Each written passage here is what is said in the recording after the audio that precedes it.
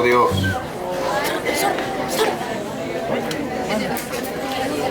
Y note que cuando lo decimos y cuando lo afirmamos, estamos haciendo un pacto, estamos quedando de acuerdo, estamos siendo uno en propósito, estamos armonizando en propósito.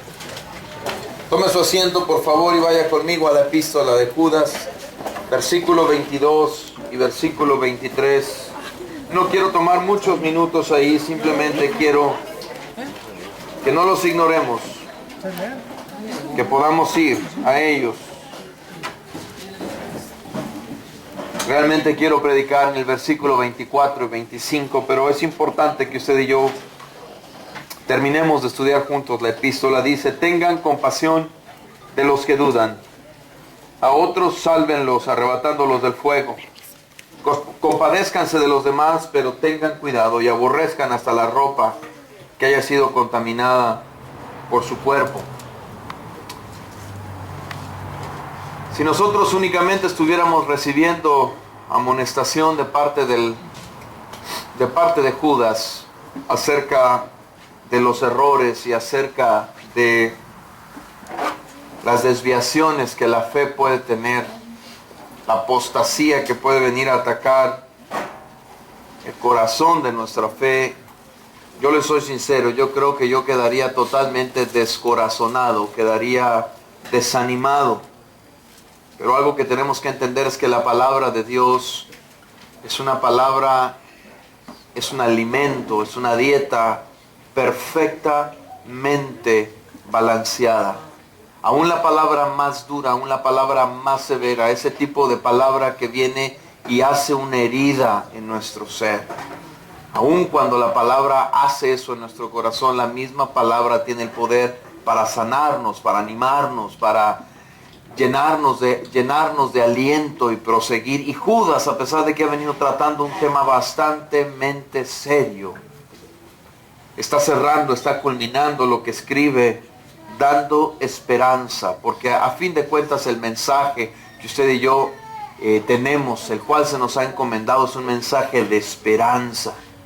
Y entonces, en lugar de pensar, en lugar de sentirnos que tenemos la autoridad para ir y a cualquier persona que esté en error, poderle hablar de su error y llamarlo posiblemente apóstata o llamarle alguien que ha renegado de la fe, Judas nos habla y dice: tengan compasión, tengan misericordia. Y hay tres grupos de personas que Judas establece en su epístola. Dos que están muy claros y un tercero que hay que poder interpretar lo que Judas está diciendo ahí. Número uno, tengan compasión de los que dudan. Porque dentro de las personas que abandonan la fe, o dentro de las personas que reciben una influencia que no está de acuerdo a la palabra, que escuchan a alguien que no meramente predica y comparte la palabra de Dios, hay personas que dudan. En medio de su duda posiblemente hay sinceridad y no hay contienda. Hay mucha confusión, porque han sido enseñados, o se les ha empezado a enseñar de manera distinta. La Biblia no nos da el derecho, Judas no nos dice que tenemos que criticarlos y que tenemos que hacerlos pedazos. Tenemos que tener misericordia por esta gente. Como buenos cristianos, como representantes de Cristo Jesús, usted y yo tenemos que sentir compasión por cada uno de ellos. Tenemos que sentir compasión por los que dudan, porque a fin de cuentas son víctimas de una rebeldía, víctimas de la apostasía. Personas que en la situación y en la condición en la que están necesitan de un cuidado muy especial. Se nos ha venido hablando acerca de convertirnos en pastores de nuestros hijos. Se nos ha venido invitando a ser responsables por los que están en nuestra casa, a responsabilizarnos de nosotros mismos primeramente y responsabilizarnos de los que viven bajo nuestro techo. ¿Qué si el día de mañana, Dios no lo quiera, pero qué si el día de mañana, en medio de nuestra propia familia, en medio de nuestra propia iglesia, alguien comienza a desviarse de la fe. ¿Qué tenemos que hacer con esas personas? Sí, tenemos que corregirles, sí, tenemos que mostrarles, sí, tenemos que ir y predicarles, tenemos que recordarles la verdad. Pero todo esto tiene que venir montado en una base de compasión, en una base de misericordia. Tengan compasión de los que dudan.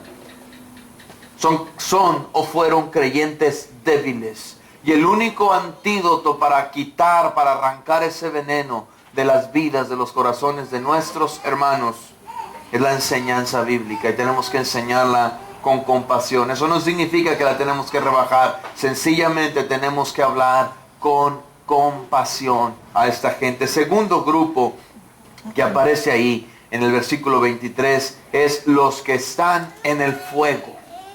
Y para este segundo grupo, este segundo tipo de persona requiere una solución un poco más agresiva.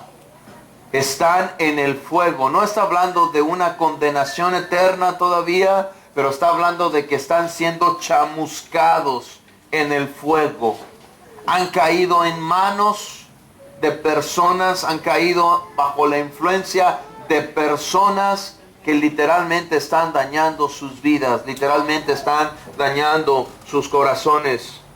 Esta gente está chamuscándose en el fuego del error, en el fuego de la doctrina equivocada, de la doctrina diabólica, como yo decía en la primera de las reuniones, con todas esas fantasías y con todas esas falsas doctrinas.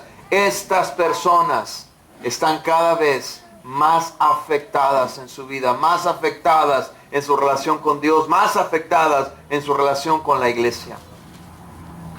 Pero aún de ellos tenemos que tener misericordia e ir a arrebatarlos del fuego. Gerson mencionaba en la plenaria de la tarde, alrededor de mediodía, cómo duele para uno que ha invertido tiempo en un discípulo, cómo duele para uno que ha invertido tiempo en una persona, años, horas, atenciones, para darnos cuenta que en determinado momento el error, la falsa doctrina, la falsa enseñanza lo alcanzó. Aún por esas personas tenemos que estar dispuestos a ir y arrebatarlos, si es posible, del mismo fuego en el que están siendo chamuscados. Eso es lo que el versículo dice.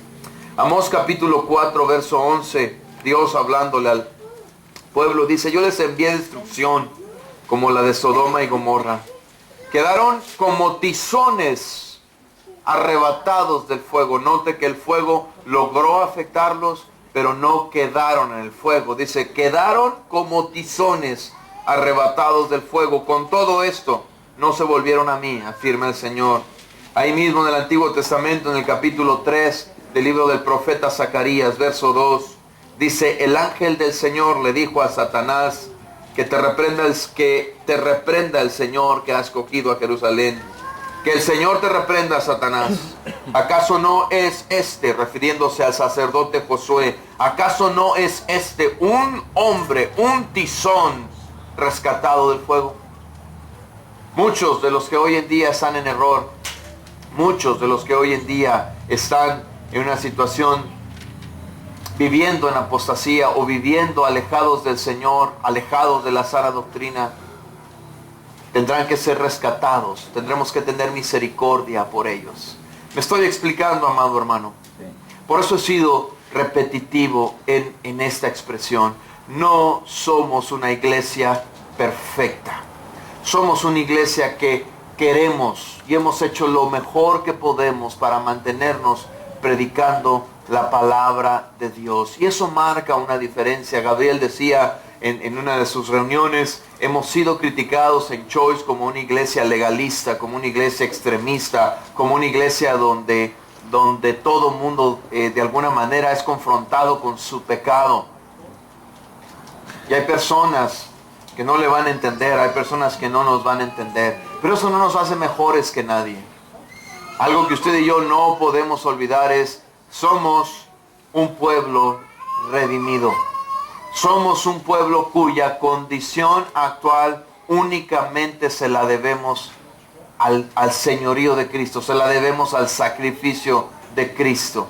tenga misericordia, tenga compasión de aquellos que dudan, tenga compasión de aquellos que están siendo chamuscados en el fuego del error. Y hay un tercer grupo.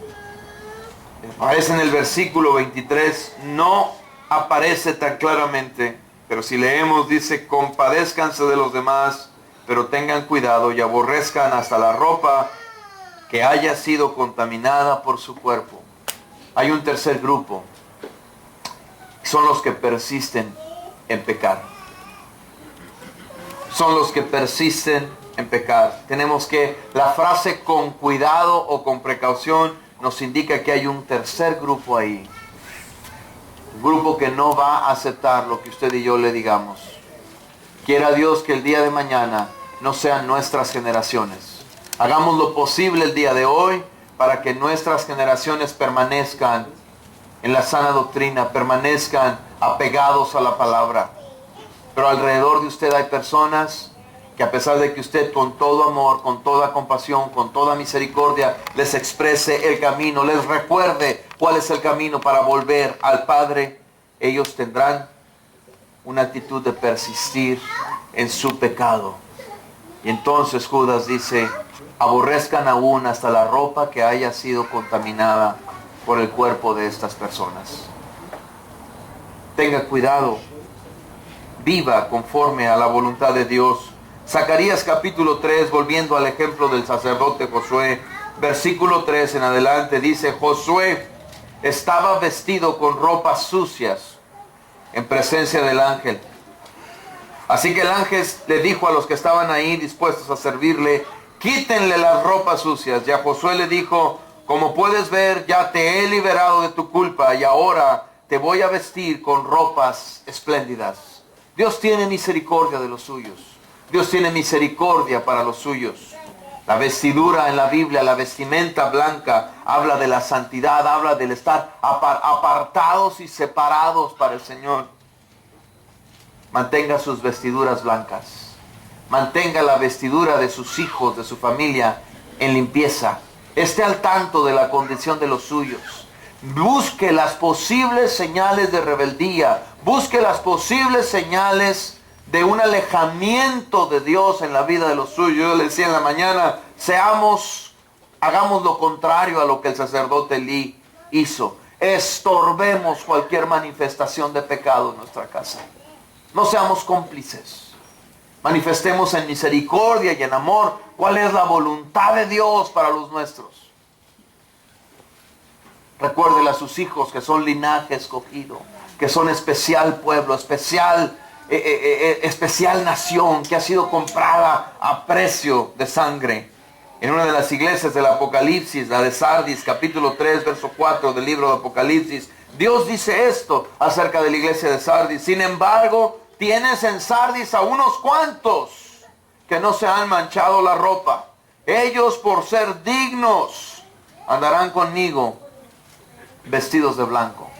Tienes a unos cuantos en Sardis que no se han manchado la ropa.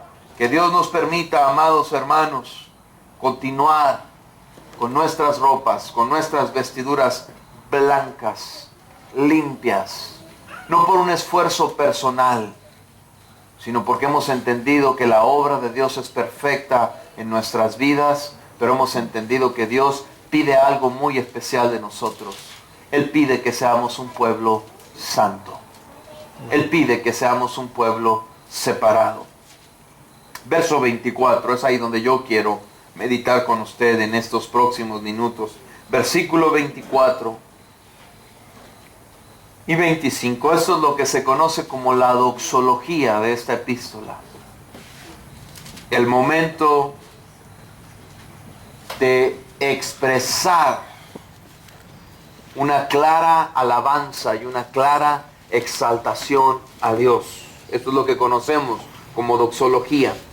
Al único Dios, nuestro Salvador, que puede guardarlos para que no caigan y establecerlos sin tacha y con gran alegría ante su gloriosa presencia, sea la gloria, la majestad, el dominio, la autoridad por medio de Jesucristo nuestro Señor. antes de todos los siglos, ahora y para siempre. Amén. Esta es una expresión llena, abundante, abarrotada de alabanza, de exaltación, de reconocimiento al único que lo merece. Y Él es el único que lo merece porque absolutamente no hay nadie como Él. Él es único. Él es único. Voltee con su hermano al lado y dígale, Dios es único. Cuando nosotros leemos Deuteronomio capítulo 6, verso 4, lo que Moisés está recordándole al pueblo de Israel, diciéndole, escucha Israel, el Señor nuestro Dios, uno es, dice la mayoría de nuestras versiones. A veces no entendemos completamente lo que significa eso. Lo que Moisés estaba diciendo es, el Señor nuestro Dios es un Dios único. No hay nadie como Él. Tenga cuidado de no desarrollar un concepto no bíblico, de quién es Dios. Usted quiere conocer a Dios, tiene que estar en estrecha relación con su palabra. Usted quiere conocer el carácter de Dios, tiene que hojear las páginas de su Biblia. Usted quiere entender por qué Dios es misericordioso, bondadoso, por qué Dios es justo, tiene que hojear su Biblia, tiene que estudiar su Biblia. Usted quiere reconocer la grandeza, la majestad, el poder de Dios, tiene que volverse amigo de su Biblia. Nuestro Dios es un Dios único y Él recibe gloria. No fue Judas el único de los apóstoles o el único hombre al que Dios le permitió escribir y manifestar esto. Pablo mismo en la epístola a los Romanos capítulo 16 verso 27 dice, al único sabio Dios sea la gloria para siempre por medio de Jesucristo. Amén. Único y sabio Dios. Primera de Timoteo capítulo 1, 17. Por tanto, al Rey eterno, inmortal, invisible, al único Dios sea honor y gloria por los siglos de los siglos. Hermanos, si no tenemos un conocimiento de quién es Él, nuestra adoración, nuestra entrega, nuestra ofrenda al Señor cuando oramos en nuestra casa, cuando estamos frente a Él en nuestra habitación, cuando tomamos nuestros tiempos diarios para venir delante de Él, o nuestros tiempos para corporativamente adorar y bendecir el nombre del Señor como lo hemos hecho esta noche, ¿cómo podemos ofrecerle al Señor una ofrenda como la que Él merece? Si no entendemos que Él es único, que Él es sabio, que Él es inmortal, que Él es invisible, que Él es el Rey eterno. Aleluya. Eso es lo que el mensaje de la palabra de Dios establece. Gerson hablaba en una de sus clases diciendo, hemos arrastrado muchos conceptos. Nos referimos a Dios como un diosito. Nos referimos a Dios en diminutivo. Él es grande. Él creó todo este universo en el que usted y yo vivimos. Cada estrella tiene un nombre y cada estrella responde a su creador. Las aves de los cielos cada mañana cantan para ese creador. El mar en su rugido exalta el nombre de ese creador, el nombre de ese Señor. ¿Cómo no predicarle? ¿Cómo no hablar de Él? ¿Cómo no compartir ese mensaje de generación a generación? No caigamos en el error de otros de decir, nuestros hijos no entenderán la Biblia. No hay nada atractivo para ellos en la Biblia. No hay nada más atractivo. No hay lectura más atractiva que la Biblia. Usted está acostumbrado, o sus hijos a lo mejor están acostumbrados a las emociones fuertes, a las aventuras. Este es un libro de emociones fuertes y de aventuras. Muchos de los jóvenes hoy en día están tendiendo hacia leer libros de misterio. Es impresionante darnos cuenta que los 3 libros más vendidos hoy en día en el mundo entero es la novela de Harry Potter, la novela que ambas le hicieron película, la otra es la de Eclipse, la hicieron película, y la Biblia. ¿Sabe por qué? Porque esas 2 novelas que he mencionado están llenas de misterio, están llenas de situaciones en las que uno se pone... La Biblia tiene los misterios de Dios. Y tenemos que aprender a emocionarnos por los misterios de Dios también. Tenemos que confesar y declarar al Señor en todo lo que hacemos. Primero de Timoteo capítulo 6, 15 al 16, la cual Dios a su debido tiempo hará que se cumpla al único y al bendito soberano, Rey de reyes y Señor de señores, al único inmortal que vive en luz inaccesible, a quien nadie ha visto ni puede ver. A Él sea el honor, el poder, eternamente. Amén. Amén. Es muy interesante porque toda esta doxología nos tiene que llevar a... Si necesitáramos expresar todo esto en una sola palabra, la palabra que usted y yo deberíamos tener en nuestros labios es: Dios es todopoderoso. Y cuando hablamos de todopoderoso o de la omnipotencia de Dios, hay dos acontecimientos en toda la Biblia que han sido utilizados para hablar de la omnipotencia de Dios. El pueblo de Israel en el Antiguo Testamento, cuando ellos querían recordar que servían a un Dios todopoderoso, el común denominador es: iban a un acontecimiento en especial, algo que les recordaría que el poder de Dios era ilimitado. Salmistas, profetas, sacerdotes que tenían que hacer mención del poder de Dios ante el pueblo. ¿Y sabe cuál era ese acontecimiento? El Éxodo. Porque cuando Dios los saca de Egipto, Dios hace un despliegue de su poder como nunca antes ellos habían visto. Envió plagas para sacarlos, los cuidó, los libró, les abrió el mar rojo, les dio de comer, los alimentó por 40 años, las vestiduras de ellos jamás envejecieron, los zapatos de ellos nunca les quedaron apretados. El Éxodo, la libertad hacia el pueblo de Dios. Ellos recordaban que servían a un Dios todopoderoso.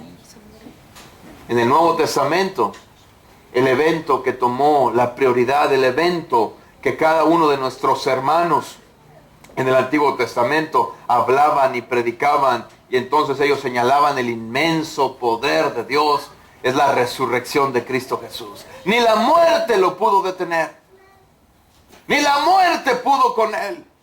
Este es el Dios poderoso, todopoderoso al que usted y yo servimos.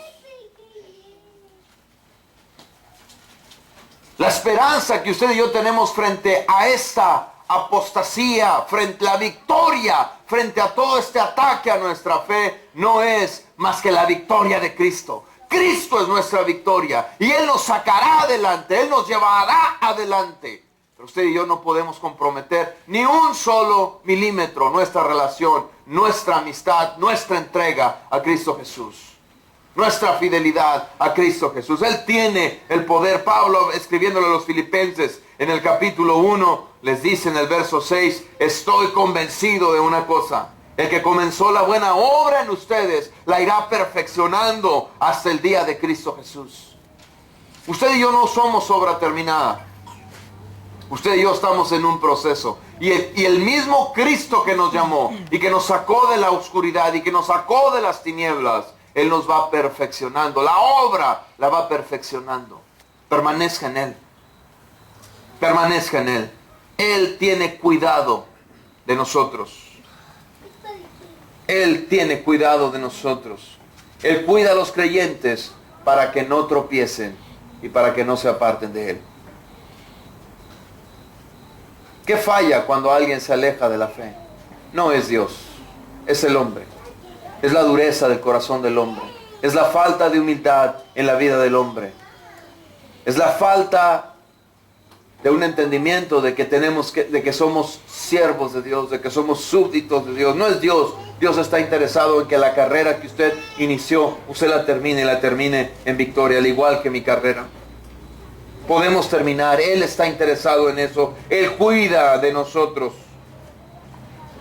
Yo le decía a usted la primera reunión, cuando hablaba del saludo de Judas, que la paz de Dios esté sobre ustedes, que la misericordia de Dios esté sobre ustedes, que el amor de Dios esté sobre ustedes.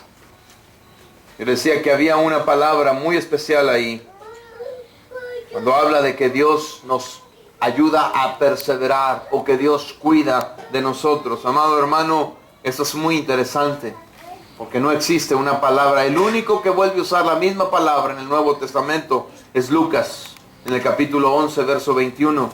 Y la usa en esta referencia. Cuando un hombre fuerte y bien armado cuida su hacienda, sus bienes están seguros. Dios cuida de nosotros. Dios nos escolta con su gracia y con su poder. Dios nos protege de caer en el error.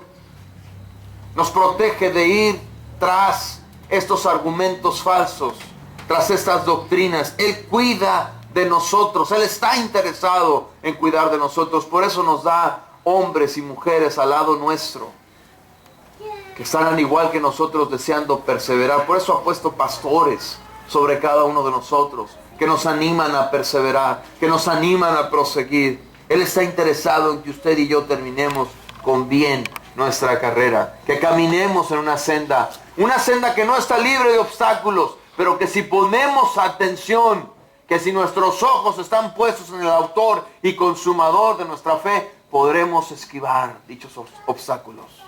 Podemos brincar sobre ellos, podemos pasar sobre ellos, sin temor a ser vencidos, sin temor a ser golpeados, sin caer en el error. Lo único que le puede librar a usted, lo único que me puede librar a mí de caer en las garras del error, es el poder de Cristo Jesús.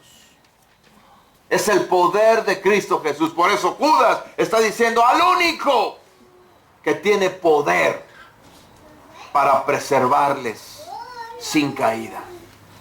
No es el esfuerzo que tú y yo hacemos, es el poder de Dios. Es confiar en el poder de Dios. Es confiar que Él tiene la dirección de nuestra vida. Es confiar que Él tiene las riendas de nuestro ser y someternos plenamente a Él. Sométase a Él. Asegúrese que sus hijos están sometidos a Él. Asegúrese que sus nietos están sometidos a Él. Sí es cierto, vivimos en tiempos difíciles, vivimos en tiempos donde regularmente uno no se mete en la vida de los suyos. Cuando uno dice, yo ya cumplí, ya mis hijos se casaron, ellos están creando a sus propios hijos, que cometan sus propios errores. Yo no estoy totalmente de acuerdo con ese pensamiento, lo he oído tantas veces. Porque si yo estoy haciendo algo mal como padre, yo agradezco cuando alguien con toda honestidad y con toda sinceridad y con todo su corazón viene y me dice, estás haciendo un mal trabajo en la vida de tu hijo, en la vida de tu hija. Hermanos, ustedes que ya criaron a sus hijos y que están viendo a sus hijos criar a sus hijos, pidan sabiduría de Dios. Oren al Señor. Uno tiende a veces a cometer los mismos errores. Uno crece viendo buenas virtudes en los padres que tuvo, pero también crece viendo errores. Y a veces es lo único que uno sabe hacer. Sea sabio. Sea sabio. Nosotros, ustedes que somos tíos, que amamos a nuestros sobrinos o que amamos a otros familiares cercanos como si fueran nuestros propios hijos. Oremos por ellos. Y estorbemos al error y estorbemos a las malas cosas que vienen del mundo, a las malas cosas que vienen de mentes pervertidas, e indiquemos el camino a seguir, el camino de justicia. Hagámoslo, pidamos dirección de parte de Dios. Si alguien nos puede dar dirección en esto, es el Espíritu de Dios.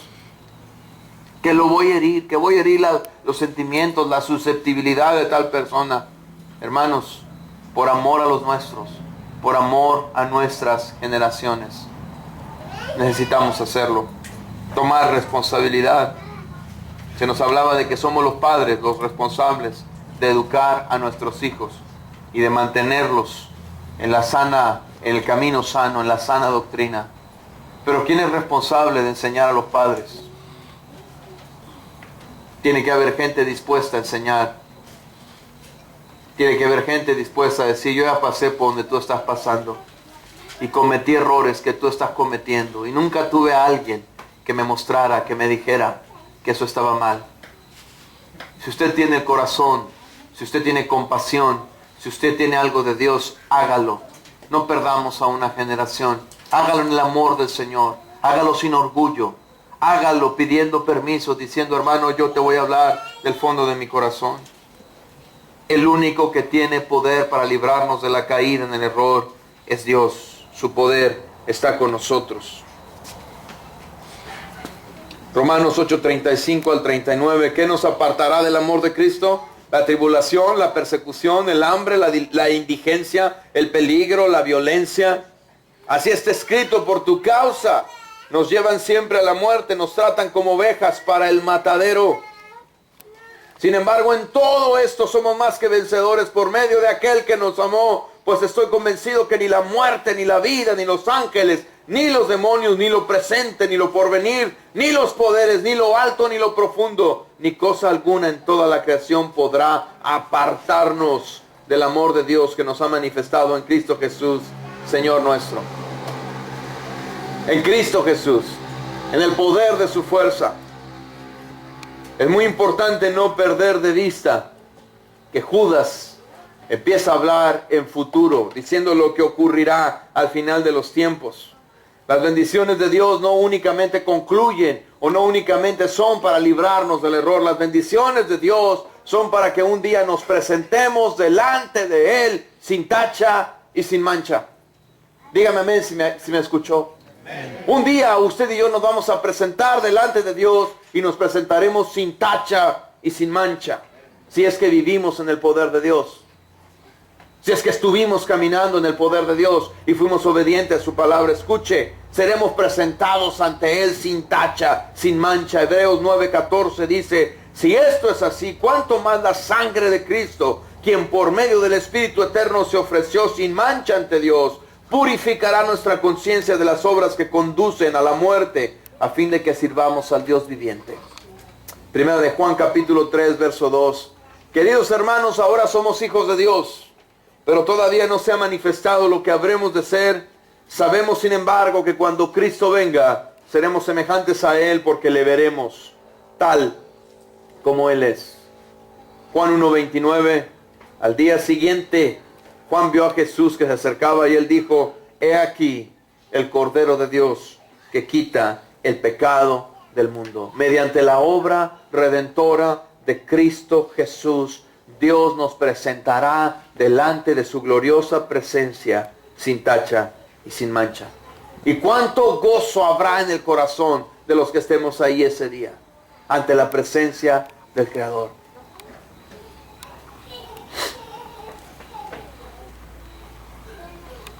¿Cuánto hemos perdido de vista? En general, la iglesia el día de hoy ha perdido de vista que en cualquier momento seremos levantados, en cualquier momento seremos llevados delante de la presencia del Salvador. Hablábamos y decíamos, hemos perdido eso, hablamos del presente, hablamos de cómo disfrutar el hoy, pero no hablamos de lo que ocurrirá cuando estemos delante de la presencia de nuestro Salvador. Emociónese, gócese, un día usted y yo seremos presentados delante de Él sin mancha, libres de todo lo que hoy son batallas. Soporte, aguante cuando usted viene, cuando usted ve venir el golpe, cuando usted ve venir el error sobre la vida de la iglesia, sobre la vida de su familia. Soporte, porque un día usted será presentado delante de la presencia de Dios sin mancha alguna, mediante la obra de Jesús.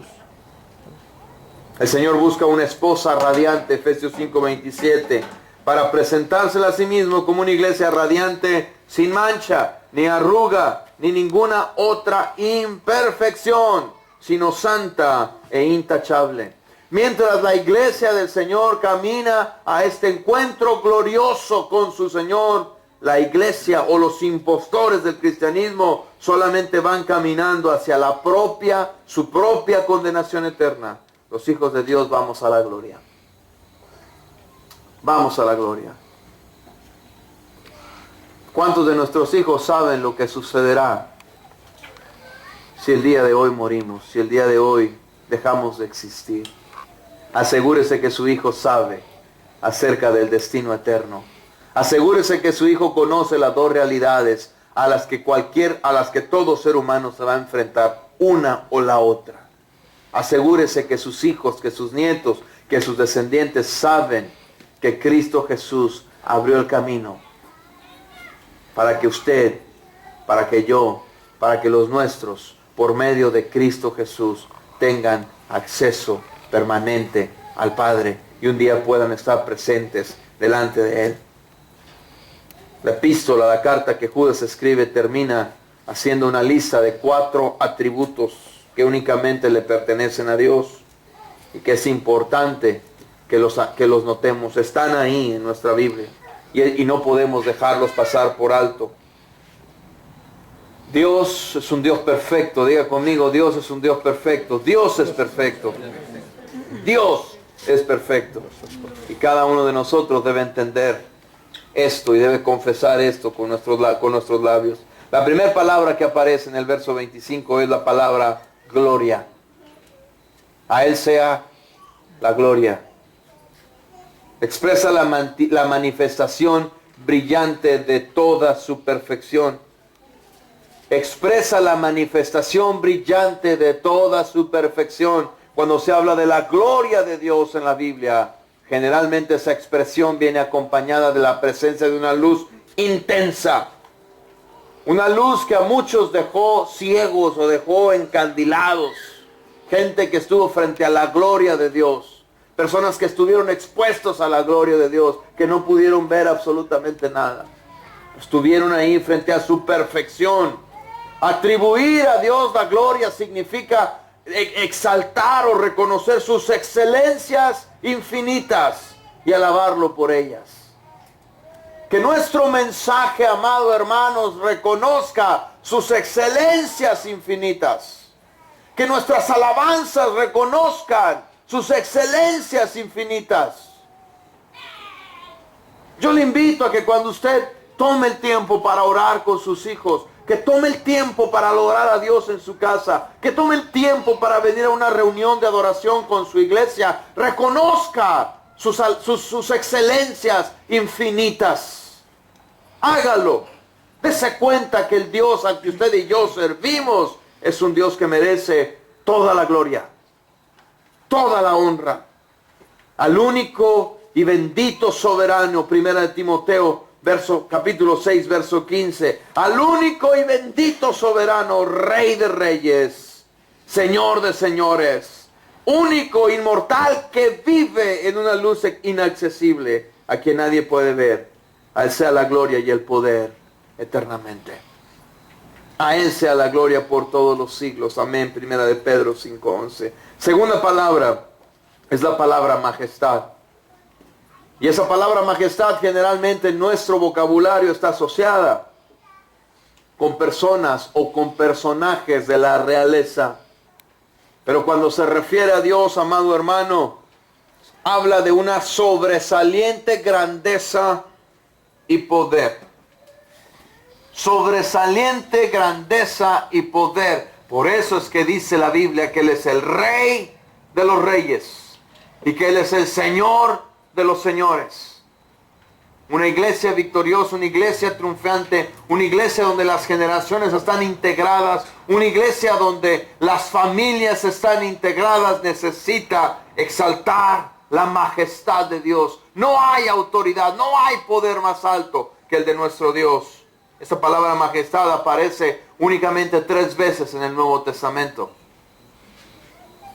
¿Y por qué tenemos a veces que hacer hincapié en nuestras notas acerca de cuántas veces aparece una palabra o lo que significa? No es una cuestión de andar presumiendo, no es una cuestión de andar adornando. Es importante notar, aparece 3 veces únicamente y hay una razón específica. En Judas, ya la leímos, Hebreos 1:3 dice, el Hijo es el esplendor de la gloria de Dios, la fiel imagen de lo que Él es, que sostiene todas las cosas con su palabra poderosa. Después de llevar a cabo la purificación de los pecados, se sentó a la derecha de la majestad en las alturas. El mismo escritor de Hebreos en el capítulo 8, verso 1 dice, ahora bien, el punto principal de lo que venimos diciendo es que tenemos tal sumo sacerdote que se sentó a la derecha del trono de la majestad de Dios en el cielo. el que sirve en el santuario, es decir, en el verdadero tabernáculo, levantado por el Señor y no por ningún ser humano. Él tiene la majestad. Llama nuestra atención. Él está sentado a la diestra de la majestad de Dios en las alturas. ¿Qué cuánta irreverencia hay en mucha de la adoración que hoy en día presentamos delante del Señor? Pero si el día de hoy, si la noche de hoy determinamos que nosotros y nuestras familias han de entender que Él está sentado a la derecha de la majestad de Dios. No hay nadie como Él. No hay absolutamente nadie como Él. Tiene una grandeza sobresaliente y un poder sin igual. Ese es nuestro Dios. Ese es nuestro Señor, al que usted y yo le debemos todo en nuestra vida.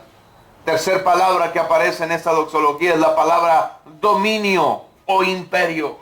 Tiene que ver con la soberanía de Dios. Un control absoluto de todo. Un control absoluto de todo. No hay un solo detalle en tu vida y en mi vida que Dios tenga fuera de su control. Dígame amén si lo está entendiendo. Amén. No hay un solo detalle. El que habla, hágalo como quien expresa palabras mismas de Dios. Primera de Pedro 4:11. El que presta algún servicio, hágalo como quien tiene el poder de Dios. El poder de Dios. Así Dios será en todo alabado por medio de Jesucristo, a quien sea la gloria y el poder, el dominio, por los siglos de los siglos. Amén.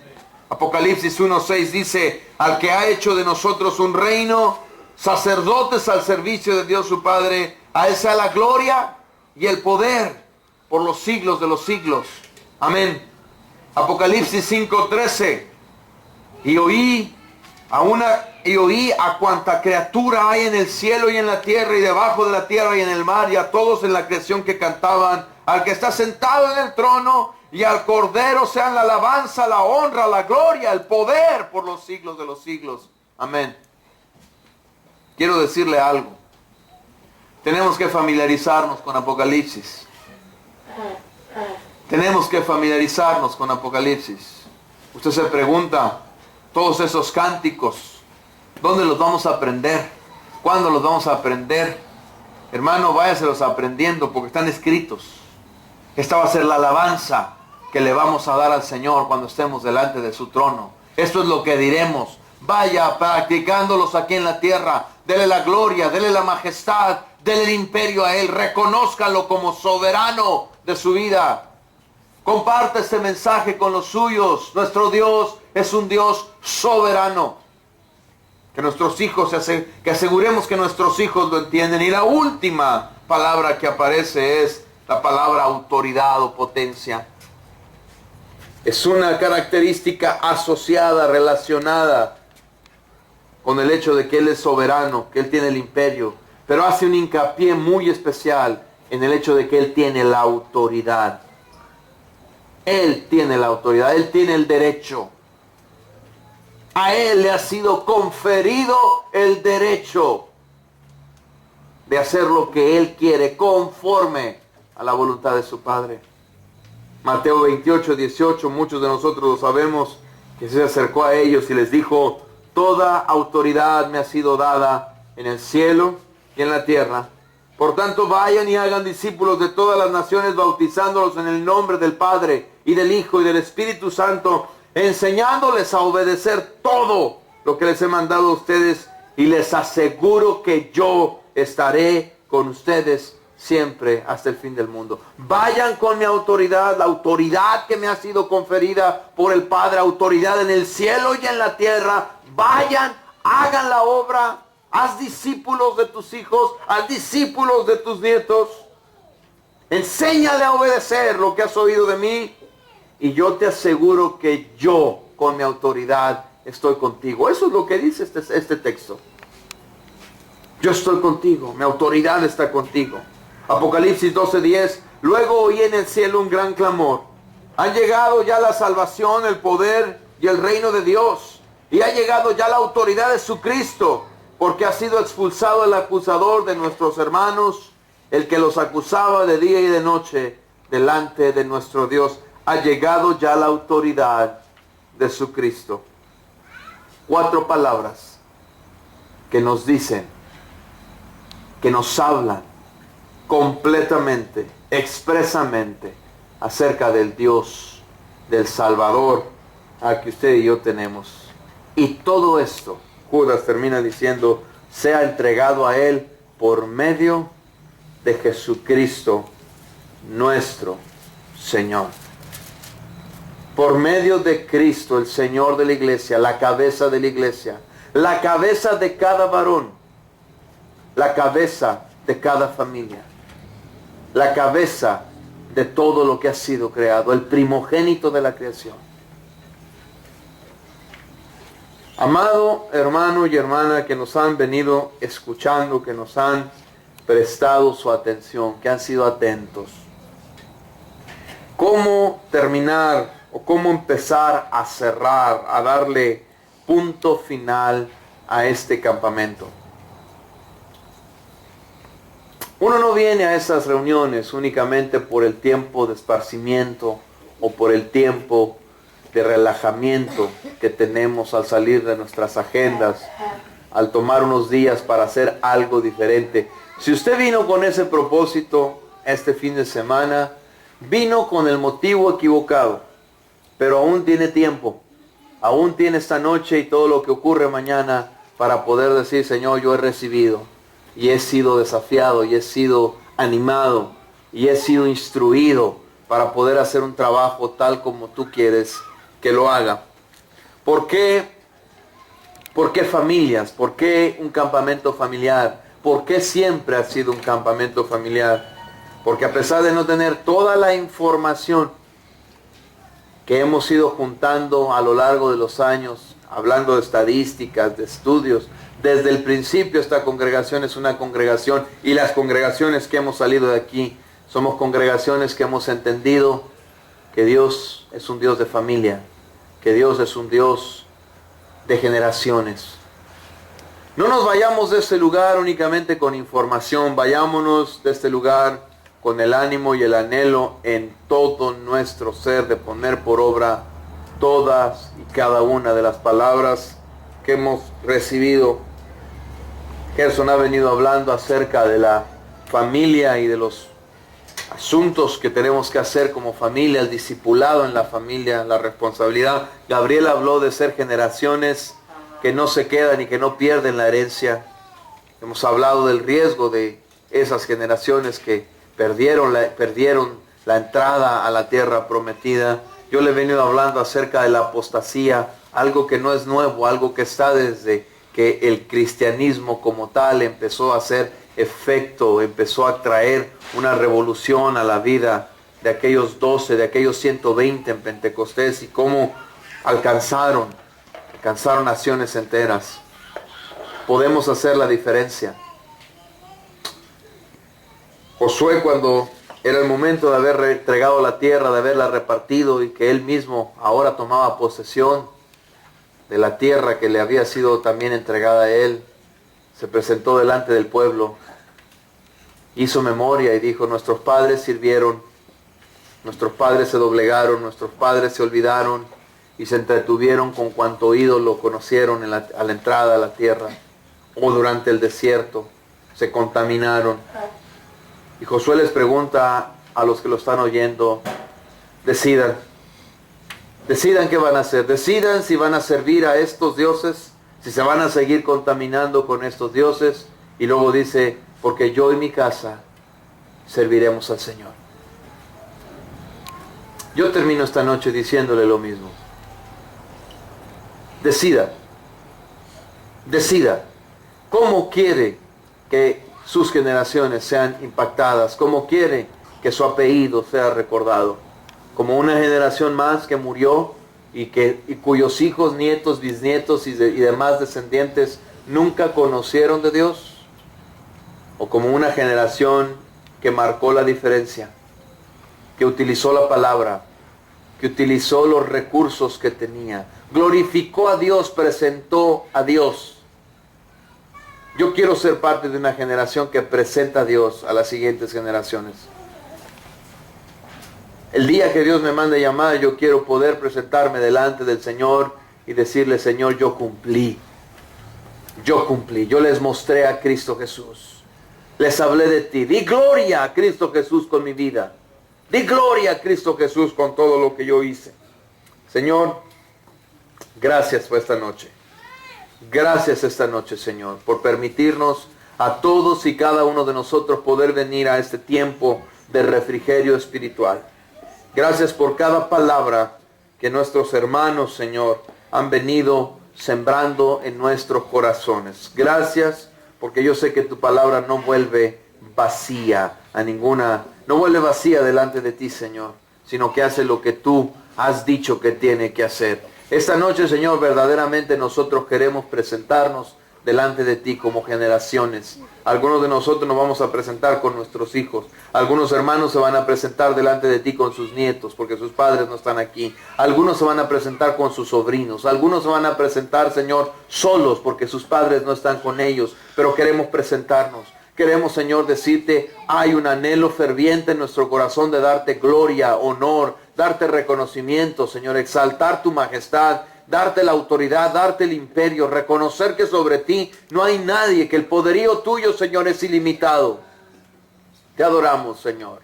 Te adoramos, Señor, y queremos reconocer esto con todo nuestro ser. Levántese ahí donde está, por favor. Tenemos todavía tiempo suficiente para poder. Yo le quiero pedir que busque a su familia, ahí donde está, busque a su esposa.